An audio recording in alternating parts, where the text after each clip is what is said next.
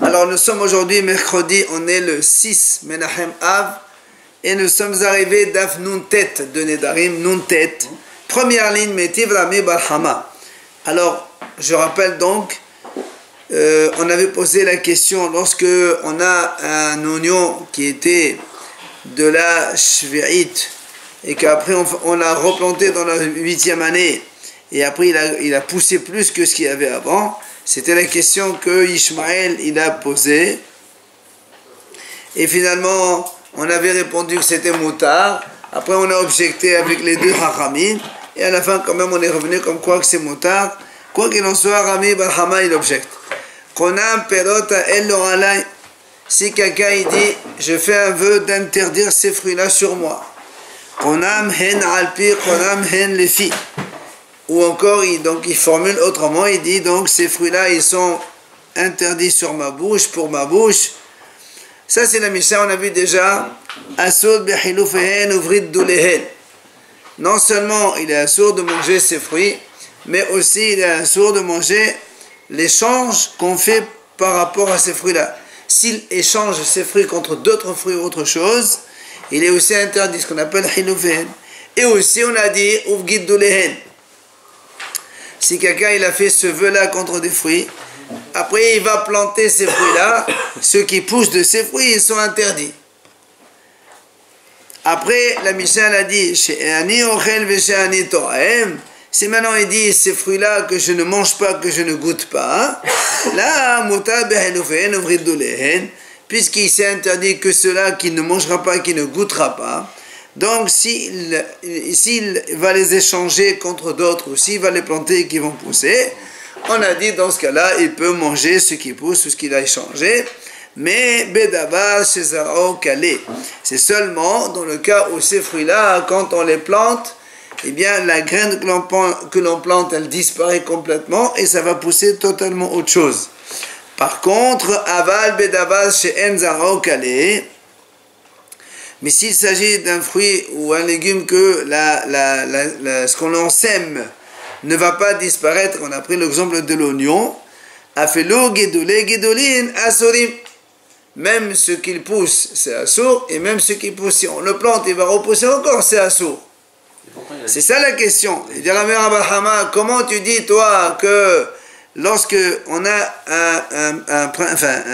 un iqad de Shvi'it que l'on plante ensuite en la 8e année, tu as dit que c'est moutard, parce que ce qui pousse, ça l'emporte sur ce qui existait. Voilà ici la Mishnah, elle est contre toi. La Mishnah a dit que si on prend un oignon qui est interdit, que quelqu'un il a fait un vœu de ne pas le manger, après il va planter cet oignon, il va pousser. Non seulement ce qui va pousser c'est assourd, mais même ce que tu repousses, ce qui va repousser, c'est encore assourd. Donc question contre toi. Amar Rabbi Abba, il vient répondre à Rabbi Abba. Il dit Shani Konamot, Ho'il ve'eba'i metzil alayo, Havulho kedavar sheshlo materin ve'en batil berov. Rabbi Abba, il fait une différence, il dit c'est différent, les vœux par rapport à ce qu'on a vu nous dans la Shminit, dans l'oignon de la Shvi'it et la Shminit. Pourquoi? Il dit dans les vœux, ve'eba'i metzil alayo. Si quelqu'un il veut faire Hatarat Nedarim, il peut faire. Donc s'il fait une hatarat nedarim, du coup, ces fruits-là, ça devient davar sheyesh lo materin. C'est-à-dire, ce sont des choses que l'on pourrait autoriser. Or, nous, on a vu hier le principe, davar sheyesh lo materin, en batel berov, il ne peut jamais s'annuler. C'est pour ça que ces fruits-là, qu'il s'est interdit par un vœu, même ceux qui poussent après, c'est toujours assourd. Pourquoi? Parce que ça s'appelle davar sheyesh lo materin. Au lieu de les manger par interdiction, on les fait à taradéda, mais tu les manges donc sans interdiction. Donc on ne fait pas jouer l'annulation dans ce cas-là. D'accord? C'est pour ça qu'il est différent par rapport à notre cas à nous, le fameux oignon dans la 7e, qu'on a ensuite planté dans la 8e. Et on a dit dans ce cas-là, quand ce qui pousse c'est permis, ça n'a rien à voir. D'accord? Donc la question de notre Mishnah, elle est donc résolu, parce que notre Mishnah elle parle de Nedarim. Dans les Nedarim, on peut faire annulation de Nedarim. Si on fait annulation de Nedarim, donc les fruits deviennent comme quelque chose qui est autorisé. C'est pour ça que ça ne s'annule jamais dans la majorité. C'est pour ça que ce qui pousse, ça interdit tout. Alors que nous, on parle d'un oignon qu'on a planté donc, dans la 8e, alors qu'il était déjà de la 7e. Et là, c'est pour ça qu'on dit que quand ça pousse, ce qui pousse annule l'interdiction initiale et ça devient permis. Alors la Gemara pose une question. Si tu me dis donc comme cela, voilà, on sait que la trouma on sait que quelqu'un qui a prélevé la trouma, si après il veut faire un tara d'édarim, il veut échanger, il a le droit de faire ça. Il fait un tara, il change. Oui? Comment ça? Il a prélevé la trouma. Après il veut changer. Il va changer, il me dit voilà, j'ai fait, tu me fais un tara d'édarim, c'est ce que j'ai fait. Il remélange tout, il reprend autre chose. Et pourtant, Uvat les Berov. Et pourtant, dans la trouma, on a vu que ça s'annule par la majorité. Toi, tu me dis que quand on peut faire Hattara dessus, comme c'est d'abord c'est Shomaterin, c'est jamais annulé. Voilà, ici la trouma, on a vu que ça s'annule dans la majorité. Où c'est qu'on a vu ça? Dites-nous, voilà, la Mishnah nous donne le cas. C'est Ateruma Temea Shenafla Lefahot Memea Holin. Si quelqu'un, nous on sait, on a déjà vu ça, une trouma qui se mélange avec de la nourriture hol, ça s'annule dans 100 fois. S'il y a 100 fois volume de hol par rapport à trouma, d'accord, on peut le manger, c'est pas un problème. On enlève le volume un volume sur 100 et on mange le reste. On avait dit le rov là? Trouma c'est 100, c'est pas rov. Pourquoi on dit rov là? Où tu vois le rov? On vient de dire là. Attends. Ça c'est trouma normal. Si maintenant on a trouma temea, vous savez que la trouma temea, elle, normalement il faut la brûler, on ne peut pas la manger. Si un Kohen il a une trouma qui est devenue impure, il faut la brûler. C'est pour ça qu'il dit, c'est a terouma. Si on a par exemple un volume de CA de trouma temea, ok? Shenafla lefahot memea holin. Elle est tombée dans moins de 100 fois de hol. Normalement, si c'était un trouma tehora, qu'est-ce qui se passe? Le mélange, c'est un déma. Nous, on n'a pas le droit de manger. On le donne au Kohen ou bien on les vend à bas prix soldé. Mais là, comme la trouma est tamée, il faut la brûler. Elle est mélangée à moins de 100 fois le volume. Terakev, il faut tout laisser pourrir. On n'a pas le droit de manger tout ça.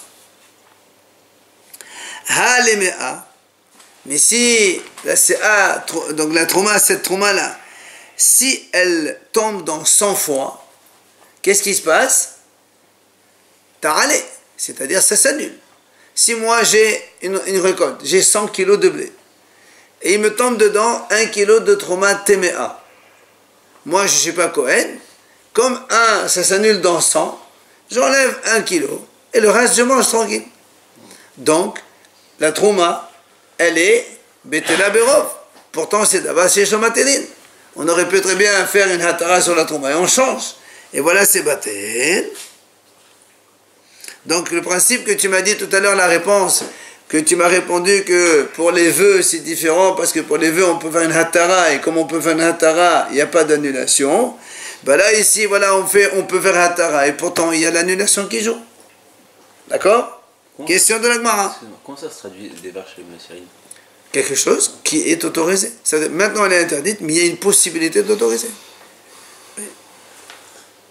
Ben, comme on a l'exemple typique, c'est l'œuf pondu à Yom Tov. L'œuf pondu à Yom Tov, s'il tombe même dans 1000 œufs différents, tu n'as pas le droit de le manger. Pourquoi? Parce que demain, tu peux le manger sans faire jouer l'annulation. Au lieu de le manger aujourd'hui à Yom Tov, que c'est assez haut et tu fais l'annulation, attends demain, c'est hol, tu peux le manger, il n'y a pas de problème. Donc on a une question. Comment ça se fait que tu as répondu que pour les vœux, par rapport à notre question, comme il y a d'avance et Shomaterin, alors ça s'annule jamais.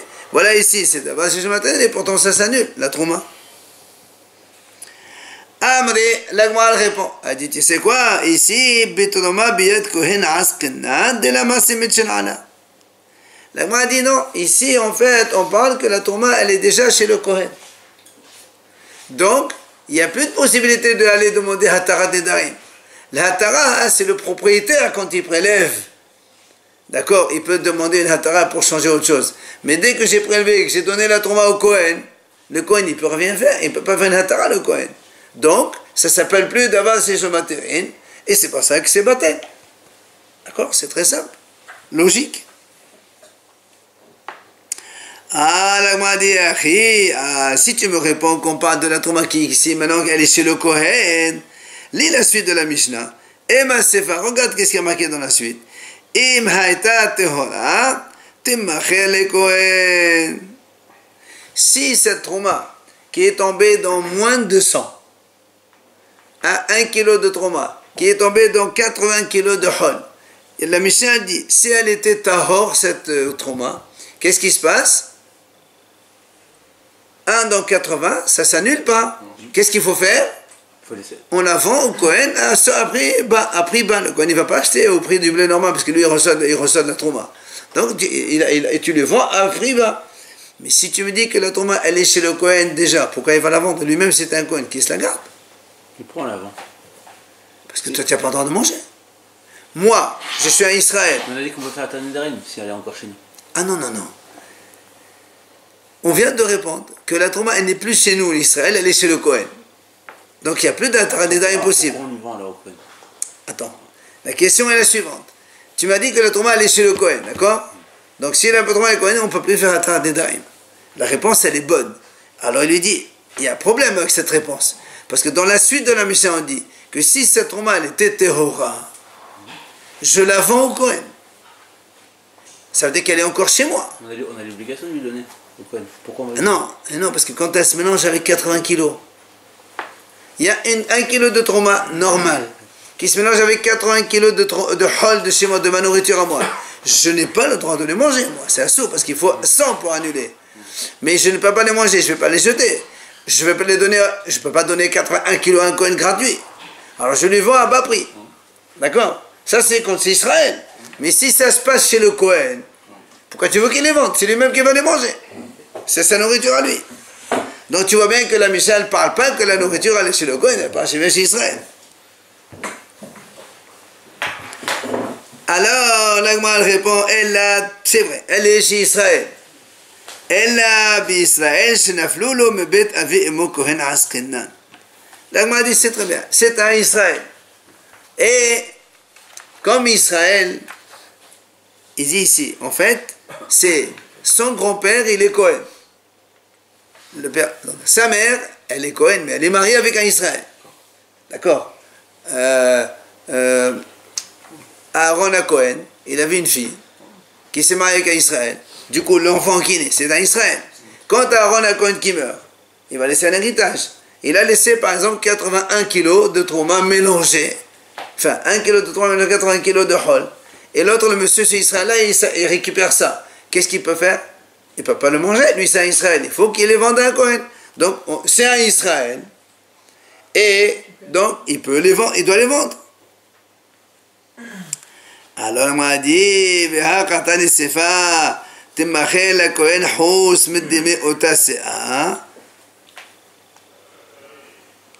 m'a dit, si tu me dis que il s'agit donc c'est un Israël qu'il a récupéré de son grand-père, c'est marqué là-bas, il faut la vendre en dehors du prix de cette CA-là. C'est-à-dire, quand moi, je suis Israël, j'ai 1 kilo de trauma qui se mélange dans les 80 kilos, ça fait 81 kilos. Je vais la vendre à un Kohen. Je ne peux pas le vendre 81 kilos, c'est pas possible. Parce que le kilo de trauma, il est à lui déjà gratuit. Donc je lui vends que 80 seulement, pas 1 kilo. Pas à bas prix. Oui, les autres c'est à bas prix, c'est normal. Mais le 1 kilo de trauma, c'est gratuit, c'est pour lui, c'est le sien. D'accord? Alors si tu me dis qu'il est Kohen, pourquoi tu enlèves pourquoi tu enlèves ce prix de CA là? Si c'est moi je l'ai reçu en héritage, d'accord? J'ai pas besoin d'enlever cette valeur de CA. D'accord? Parce qu'il avait déjà fait le grand-père. Pourquoi il ne doit pas le faire?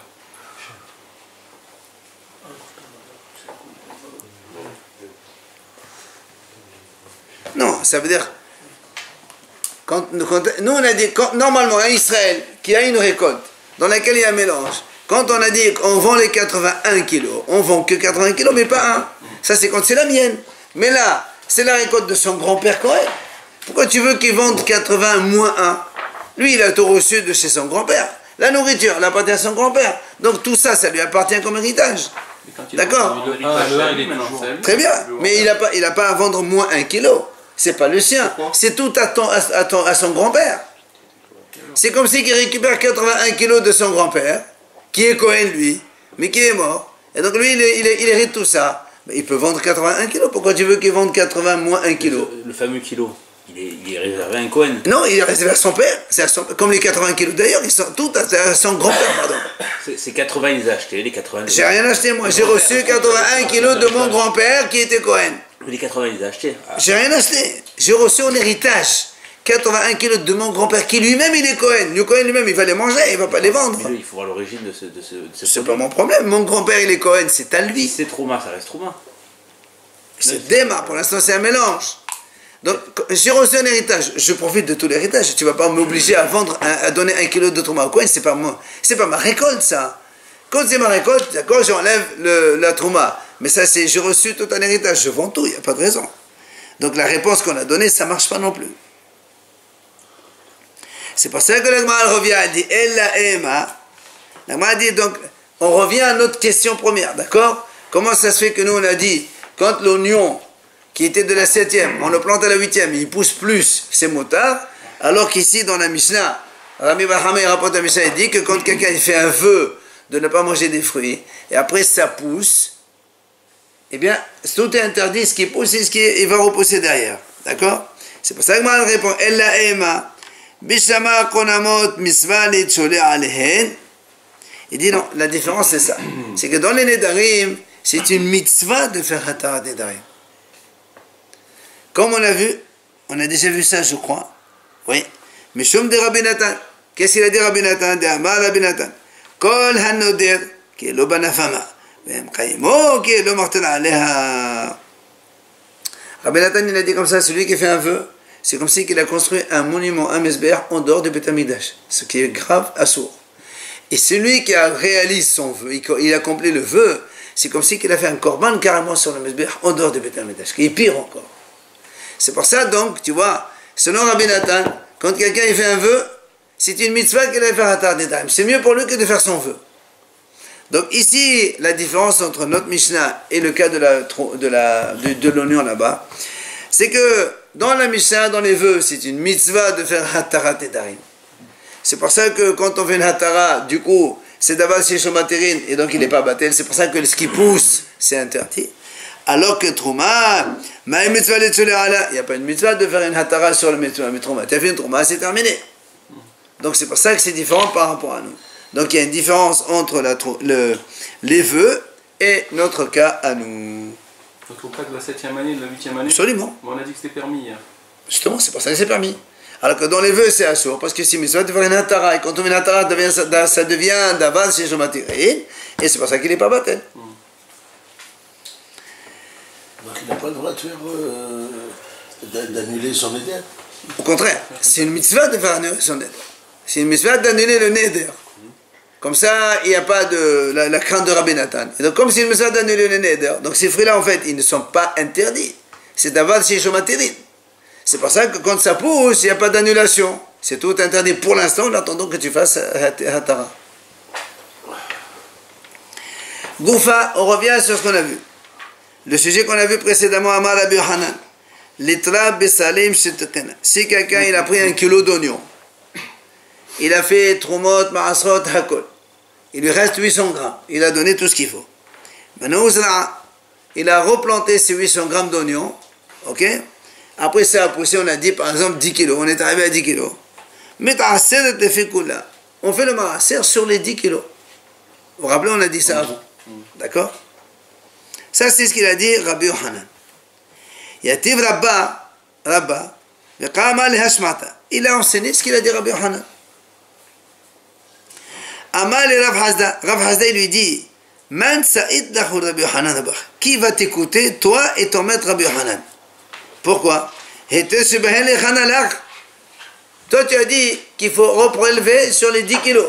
Il dit, mais je ne comprends pas. Il y avait déjà 800 grammes qui étaient déjà tout prélevés. Ben oui, puisqu'on a dit qu'au début, j'avais 1 kilo. J'ai fait les prélèvements, trop maaser, très très bien. Il me restait 800 grammes. J'ai replanté ces 800 grammes. Il a poussé 10 kilos en tout. Ça veut dire qu'en fait, il y a 800 grammes plus 9 kilos 200. Et nous, on a dit, toi, le Rabbi Hanan, il faut refaire le maaser sur tout. Il dit n'importe quoi, qu'est-ce que tu racontes? Il lui dit, Et les 800 que j'ai déjà autorisés, où il est parti le héter? Donc selon lui, on ne doit faire le maaser que sur 9 kg 200. Ça dépend si c'est du blé ou de l'oignon. Non, non, mais ça n'a pas... Là, pour l'instant, ça n'a pas... On est en train de parler d'abord de l'oignon. Parce que c'est sur ce cas-là qu'on a parlé. Parce que quand tu plantes du blé, le blé est pourri. Non, mais là, on parle de l'oignon. Il y avait 800 grammes. Donc, il y avait 800 grammes. Déjà, tout est OK. Je les ai encore. Voilà. Et bon, sans cela, il n'y a rien. Hein? Sans ces 800 grammes, il n'y a rien qui pousse. Mais ça va, mais le 800 grammes, il continue à grandir. L'oignon, il pousse de lui-même. C'est pas quelque chose qui va disparaître et ça va donner autre chose. Or, ces 800 grammes que j'ai plantés, ils sont déjà prélevés. Pourquoi tu veux que je reprélève de nouveau sur 800 grammes? C'est-à-dire lui, il avait 10 kilos au départ. J'avais 1 kilo. 1 kilo. 1 kilo. J'ai enlevé Trouma Maaser 200 grammes. Ouais. Il me reste 800. Je peux les manger. Oui. Très bien. Maintenant, je les plante. Je les plante, ils me poussent 10 kilos. Alors, le Rabbi Yohanan a dit, il faut faire Trouma Maaser sur les 10 kilos. Je dis, pourquoi tu vas jouer sur 10 kilos? Il faut faire Trouma Maaser sur 9 kilos 200. Puisque les 800 grammes, ils sont déjà prélevés, ils sont autorisés à manger. Ce qu'il dit,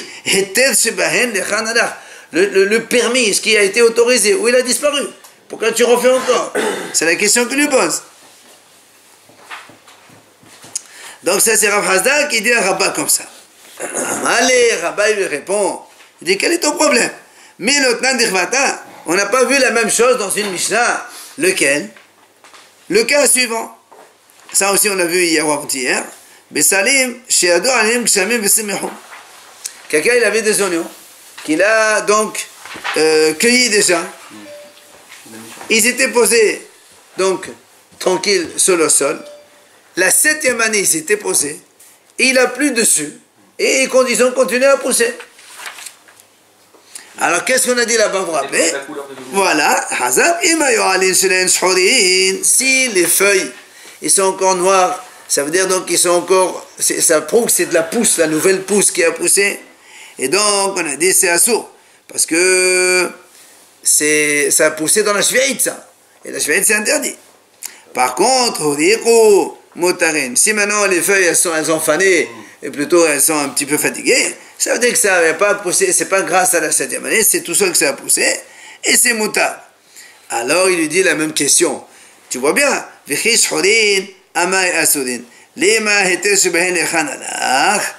lui dit, et pourquoi tu dis quand les feuilles sont noires, tout est interdit? Pourquoi tout est interdit? Si l'oignon que j'ai pris au début, c'est les oignons de la 6e année, d'accord? Très bien, il y a maintenant la moitié. Après, je l'ai posé pour la 7e année, il a plu dessus, ça a repoussé encore une autre moitié. Pourquoi tu me dis que c'est tout interdit? Ce qui était autorisé au début, où il a disparu? Alors la même chose, comme dans la Mishnah on a dit, l'interdit englobe le permis et donc c'est tout interdit. Chez nous aussi c'est la même chose. L'oignon qui était prélevé, maintenant qu'il y a 9 kg 200 de non prélevé, ben ça inclut le reste et tout est interdit. Qu'est-ce que tu me dis? Ouais, où il est parti, où il est parti? Rien. D'accord? Ta question elle n'a pas lieu. Amalé, l'autre il lui répond, Rav Hasda. Rav Hasda il lui dit,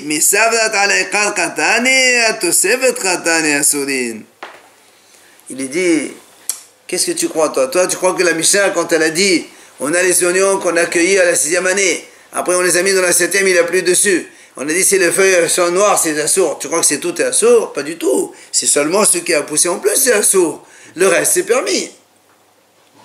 Et donc, toi aussi, la question elle revient. Comment toi tu dis que la trouma, que l'oignon qu'on a prélevé, après ça a poussé, tu m'as dit tout, il faut reprélever surtout. C'est pas du tout vrai. Alors Rabba, il lui répond, et Ari, si c'est vraiment ce que tu dis, c'est vrai, qu'il n'y a que le plus qui a poussé, c'est assourd, mais le début, il est permis. Qu'est-ce qu'il vient, Rabban Shimon Gamliel? Parce que ça, c'est le Tanakama qui a dit ça. Derrière, Rabban Shimon Gamliel détania, il te dit, voilà ce qu'il a dit. Rabban Shimon Gamliel Omer, Hagadel b'hiyuv hayav, Hagadel b'fetot patour.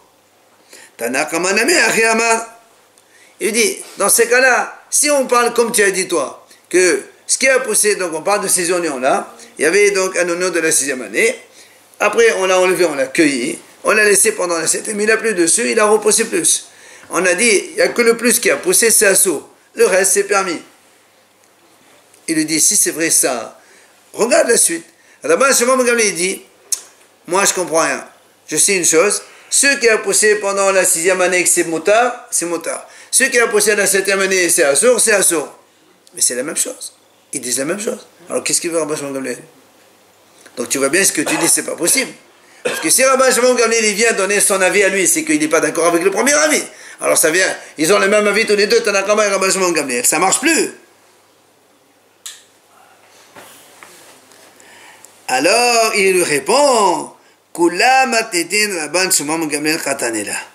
Il dit en vérité, toute la Mishnah c'est Rabban Shimon Gamliel. Ah, donc c'est comme ça. Alors comment, pourquoi il répète la même chose? Il dit non. Alors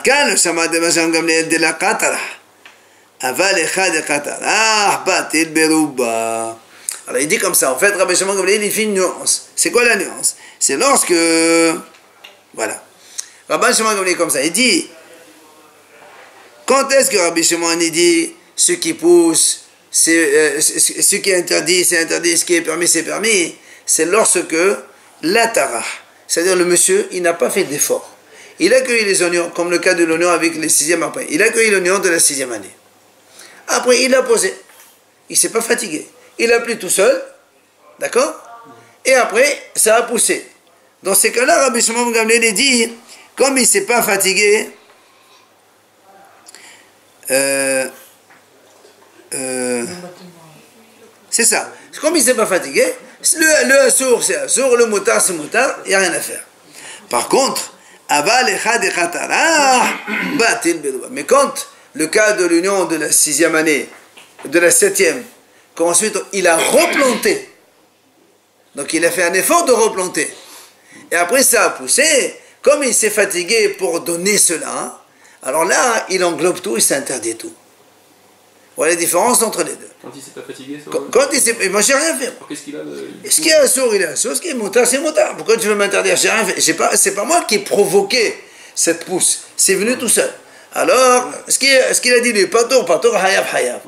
Mais dans le cas où le monsieur lui-même, il a planté l'oignon de nouveau, donc il a fait un effort. Donc c'est grâce à toi que c'est venu la pousse. Alors on interdit tout. Voilà la différence pour Rabban Shimon Gamliel. Le cas où il a planté, qu'il a fait l'effort, c'est-à-dire qu'il a planté la 6e année? Non, c'était un oignon de la 7e qu'il a replanté la 8e. C'est pas les mêmes années, là, parce que dans le ça change rien. 6e et 7e. Ça fait rien, parce que là-bas, dans la 7e, si tu le laisses et après il pleut et ça devient moutard. C'est pas... Hier, d'après Rabbi Shimon, on avait dit que la 7e et 8e c'était moutard. Et la 6e et 7e c'était pas... C'est ce qu'il est en train de dire. 6e, 7e, c'est moutard parce que il n'a pas fait d'effort. Et donc la pluie, elle a fait pousser tout seul. Et donc l'autre, 7e, 8e, c'est assour parce que c'est lui qui l'a planté.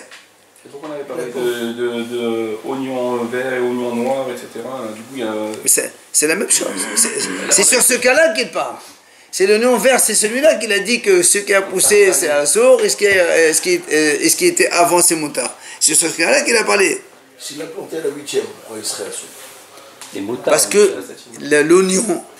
l'oignon de la 7e année, il est assour. C'est ce même oignon qu'il a pris, qu'il a planté. C'est un oignon de la 7e année.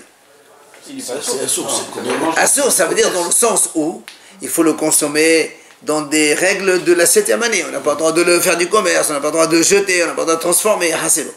Mais si tu le plantes à la 8e année, donc il y a un morceau de 7e qui continue à pousser dans la 8e. Comme c'est toi qui as fait un effort de le planter. Lui, il te dit, tout est assour. Excuse-moi, hier on n'avait pas dit... Guidoulim, c'est assour. La terre qui était permise, la 7e et la 8e, on a vu hier aussi que la terre était permise, on a vu hier. Non, ça c'est autre chose, quand on a fait la différence entre la 7e et la Trouma ou l'autre chose. Mais là, on parle selon Rabban Shimon Gamliel, qui lui, il dit, quand on a dit dans la Mishnah, toi et Tanna Kama, c'est la même chose, alors quoi ça change? Il te dit, non, il y a une différence dans le cas où, soit il a lui-même, il a fait quelque chose de ses propres mains, auquel cas c'est interdit tout, alors que quand c'est venu tout seul, alors il n'y a pas de problème, ce qui est permis, il est interdit. Et la Gemara ne s'arrête pas, elle lui dit comment? Quoi? Quand il se fatigue, ça va s'annuler dans la majorité, comme tu viens de me dire maintenant, voilà, j'ai une preuve contraire. והרי לתבע מעשר תבל דקטלה וקטן ואותה לתבע מעשר עליו במקום אחר לפי חשבון. Il dit pourtant voilà on a vu le cas de hier, rappelez-vous, ça c'est le cas du Lévi. Quand on lui a donné le maaser, le Lévi on a dit il faut qu'il prélève aussi Troumat maaser. D'accord? On donne 10 kilos au Lévi maaser, il doit donner 10% au Kohen. Donc 1 kilo au Kohen. Qu'est-ce qu'il a fait lui? Il a pris les 10 kilos, il les a plantés. D'accord? Ça s'appelle maaser du Lévi qui est tevel. Il n'a pas le droit de le manger tant qu'il n'a pas prélevé. Il a planté, après ça a poussé. On a dit hier que, donc, comme ce qu'il a planté, c'est pendant la 7e année. Donc, les 9 kilos, lui, il avait 10 kilos, ok? Il devait prélever 1 kilo, il devait rester que 9 kilos, il peut le manger, il peut le planter, il fait ce qu'il veut. Seulement, lui, il a planté les 10 kilos. Il les a plantés pendant la Shvi'it. Ça a poussé maintenant, je ne sais pas combien. On s'en fout. Maintenant, nous, on a dit là-bas, quand il fait maaser, il fait d'abord ce qui a poussé, il n'a pas besoin de faire de maaser, parce que c'est la Shvi'it. La Shvi'it, on ne fait pas de maaser. Par contre, le fameux litra maaser, les 10 kilos de maaser qu'il avait, il doit prélever le maaser d'une autre récolte. Oui? Ça veut dire, ici, qu'est-ce qu'on voit? Que le maaser qu'il a planté, ça tient encore. Nous, on a dit maintenant, quand un homme se fatigue, l'interdit inclut le permis, tout est interdit. Alors là aussi, c'est pareil. C'est lui qui a planté. Normalement, tout est shvi'it, il ne doit rien prélever. Et toi, tu me dis non, il faut quand même qu'il prélève le maaser pour le 10 kilos qu'il avait au préalable. Vous vous rappelez? Donc, ça, c'est une question. Selon Rabbi Shimon Gamliel, comment tu dis que quand on se fatigue, il n'y a pas d'annulation? Quand on se fatigue, il y a annulation. Voilà, ici, il s'est fatigué. Il n'y a pas d'annulation parce que tu me dis il faut quand même prélever des 10 kilos initiaux que normalement il devait prélever, il n'a pas prélevé. On ne peut pas dire que ce qu'il a reçu, il s'est pas fatigué. Il a reçu quelque Au contraire, chose, il les a plantés. Non, mais au départ, non, on parle de plantation. C'est ça la fatigue. Alors la Gemara lui répond Shani gabe maaser de amakra aser vigomer behetera zara enche et sura la zara enche. Il lui dit, écoute, là-bas, c'est différent. Pourquoi c'est différent? Il dit, parce que dans la Torah, c'est marqué Aser et Aser. De là, on apprend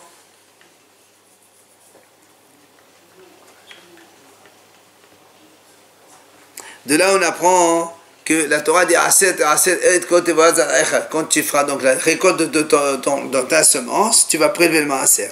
Et alors, il dit, les gens, ils ont l'habitude quand ils plantent, ils sèment des choses, ils sèment que des choses permises. Ils ne vont pas semer des choses interdites.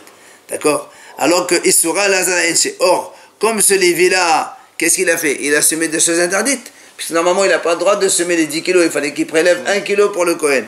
Alors, c'est pour ça que là-bas, on a dit, Aset quand même, il faut qu'il enlève, c'est une sorte de sanction que la Haramim ont fait, vu que il a planté des choses interdites, alors on lui a obligé à prélever le maaser quand même, c'est ce qu'il avait dit. Effectivement, il est dit, Rabban Shimon Gamliel maintient que quand on se fatigue, ça annule tout. C'est-à-dire, comme ce qui a poussé dans la shvi'it, normalement ça doit annuler même les 10 kilos premiers qu'il a prélevés par interdiction. Mais là, comme les haramim veulent le punir, parce qu'il a planté des choses interdites qu'il n'avait pas le droit de planter, alors on lui a dit, quand même, tu prélèves le maaser sur ce qu'il y avait au tout début. On finit la Mishnah. Jusqu'à la Mishnah. Amar Rabbi Hanina tirta'a, Amar Rabbi Yannai. Basel chez Trouma. On a un oignon de Trouma. Chez Netao, il a planté. Vera Bougedela Walekado. Et donc ce qui a poussé, ça a dépassé, d'accord, sur la racine. Mouta, c'est permis. D'accord? Rabbi Hanina, il nous dit comme ça. Tiens, un oignon de Trouma. Donc c'est absurde de le manger nous-mêmes. Tu es parti le planter. Il a poussé. Par exemple, au début, il faisait maintenant 1 kilo. Maintenant, il fait 4 kilos, l'oignon. D'accord? Il a dit c'est moutard. Tout est moutard. Alors il dit, les mêmes la dégueulée étaient ma'alin taïsou. Quoi? Tu vas me dire que ce qui pousse bien permis. Alors il annule ce qui est interdit. Vehatnan, pourtant nous on a vu dans la Mishnah. Guide de trouma. Ce qui pousse de la trouma, c'est trouma. Comment tu me dis ici c'est moutard? D'accord? Nous, la Mishnah dit, quand tu plantes une trouma, ce qui pousse, c'est trouma. Et toi, tu me dis ici, tu as planté un oignon de trouma à 1 kg, il a poussé, il fait 4 kg, tu me dis non, les 3 kg, c'est bon, c'est moutarde. Mais putain. Alors il lui répond, il dit non, ici en fait, on ne parle pas des guidolim, on parle des guidolim. C'est-à-dire, il a planté l'oignon, il a poussé 4 kg, il a replanté les 4 kg, après il a poussé 8 kg. Là, il a le droit de manger. Mais pas les premiers. D'accord? Et les premiers, il fait quoi? Assourd. C'est pas ça le m'a dit. Mais il dit, mais ça aussi, on nous a enseigné, la Mishnah l'a dit. Les guidolines, c'est vrai que c'est hol. La première production de la Touma, c'est interdit. Mais la deuxième production qui provient de la Touma, c'est moutarde. Qu'est-ce que tu m'apprends? Il dit non, il dit non, ça c'est pour te dire, même dans les choses où comme chez nous, parce que nous on aurait pu penser, quand est-ce que c'est pas, mais si quand tu sèmes des graines, après les graines disparaissent, il y a autre chose qui vient. Là, peut-être dans la deuxième pousse c'est permis. Mais quand il y a l'oignon lui-même, que tu plantes, et il te sort, après tu replantes encore de nouveau, moi je veux dire, peut-être ça c'est assaut. Alors il t'a dit non, c'est motard quand même. Pourtant la Mishnah a dit, quelqu'un qui plante quelque chose de tevel, c'est-à-dire une récolte qu'on n'a pas prélevée du tout encore. Gidoula moutarin. Ceux qui poussent de tevel, c'est moutar. Bedava c'est zaokale, avadava c'est zaokale. Gidoula soudin. D'accord, voilà une question. On a là-bas, c'est marqué dans le tevel, si on plante un tevel, ce qui pousse, c'est moutar. Quand est-ce? Seulement quand la semence, ça disparaît. Mais si la semence, elle continue, alors c'est assaut. Même guidoulé, assaut. Comment toi tu m'as dit ici dans la trouma, ce qui pousse la première fois, d'accord, c'est assaut, mais ce qui pousse la deuxième fois, c'est moutarde. Pourtant là, il est marqué que c'est assaut. Voilà, c'est quoi? C'est un cas de quoi? Un exemple. Tevel. Oui, non, mais dans le Là, tu prends des graines de blé de tevel, qu'on n'a pas prélevé, tu les plantes, ça pousse du blé. Ça, c'est assaut. Et après, on te dit, si tu les guédola moutarine. C'est permis. Guédola moutarine, d'accord? Ça, c'est uniquement le blé parce que la semence, ça disparaît. Mais quand tu plantes de l'oignon, par exemple, où la semence ne disparaît pas, eh ben, si ça pousse, c'est assaut. Et pas seulement le premier, même la deuxième pousse aussi, elle est assaut. Donc, c'est question. C'est deux choses différentes. Pourquoi c'est deux choses différentes? Ah, c'est trop mal, c'est... C'est la même chose. On est en train de dire ce qui pousse de l'interdit. Tu as une interdiction. Tu la plantes, ça pousse, tu m'as dit que c'est motard. Tu la repousses une deuxième fois, c'est assaut. Mais après, tu me dis, attention, le motard, c'est quand la semence a disparu. Mais si la semence ne disparaît pas, comme l'oignon, que ce soit tevel, que ce soit touma, les guédolines, c'est assaut. Et guédolines aussi, c'est assaut. La deuxième fois aussi, c'est assaut. Et nous, on vient de nous dire maintenant, les guédolines, c'est holin. La différence qu'il y a entre le tevel et la trouma, c'est la même chose, c'est de ces interdits. Le tevel, si c'est la trouma, c'est sûr que c'est interdit, mais tevel... Putain, c'est la même chose, c'est des interdits. Parce que le tevel, il n'a pas été peut-être... c'est la même chose, c'est la même chose. Réponse de l'Agmara, Ribouya de Rabbo Gedolin ala Kadomotar Kam Mashmarlan. Enfin, l'Agmara dit ici que quand on a dit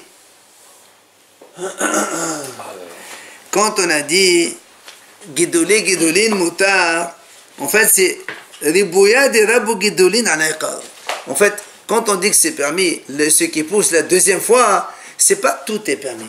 C'est seulement ce qui pousse en plus par rapport à ce qui existait avant. C'est ça qu'on est en train de nous apprendre. Ça veut dire que tu prends, par exemple, la trouma, comme on a dit nous. Quand on a dit, tu prends un oignon de trouma, il fait 1 kg, tu le plantes. Ce qui pousse, on a dit donc 4 kg. Ça c'est assaut. 3 plus 1. Voilà, 3 plus 1. Maintenant, si tu plantes ces 4 là, et ça revient à 8, les 4 supplémentaires, c'est ça qui sont permis. C'est ça qu'on est en train d'apprendre. Tu fais quoi? Tu ne manges pas, c'est assaut, c'est trop. Tu les mets où? Tu les jettes? Tu ne jettes pas, tu les donnes au Kohen parce que c'est la trouma. Oui, mais tu peux donner... Tevel, on a dit. C'est compliqué, hein? Plus. Parce que comment tu vas distinguer la trouma secondes. de la partie trouma de la partie pas trouma? Là, on parle de tevel. Non, mais il y a deux cas. Il est où le deuxième? Tevel et trouma. Il y a deux cas. Non, pardon. Il faut que les bouillades des rabots, le Kohen dit... C'est ça. Il faut que c'est les guidonnées qui font plus que le Issur. Prends l'exemple. 1, 3, et éventuellement 4, on arrive à 9. Il faut que la pousse elle soit plus grande. Voilà. Il faut que la pousse elle dépasse la quantité interdite initiale. Et alors, Dans les 5 qui sont comment? Ils sont pas mis. Et les 4, non. Mais Toujours. Guidola. Ça fait 4-4, qu'est-ce qu'il y a? Pourquoi ça marche pas? Bah, il dit, c'est ça qui nous veut. La différence, en fait, c'est ça. Parce que nous, on dit, comment on te dit que c'est permis alors que c'est assaut? Non, parce que quand ça dépasse, il dit, Guidolé, c'est le Bassal, c'est Troma, Vela, Botan, Guidolé, Nala Ikhado. C'est ça. Les Rabo, Guidolé, Nala Ikhado. Peut-être, c'est même pas sûr. Ça, c'est même pas sûr que ce soit vite. Parce qu'il suffit que ça dépasse, en fait, le 1 initial. Peut-être, hein, c'est pas sûr. Parce que là, il dit sur le 3e qui est passé, on ne sait pas. Quoi qu'il en soit, on a compris que le supplément, il est permis par rapport au reste, à l'initial. Donc 2, ça suffirait? Oui. Pourquoi pas? Parce qu'il y en a un. À l'origine qui est assaut.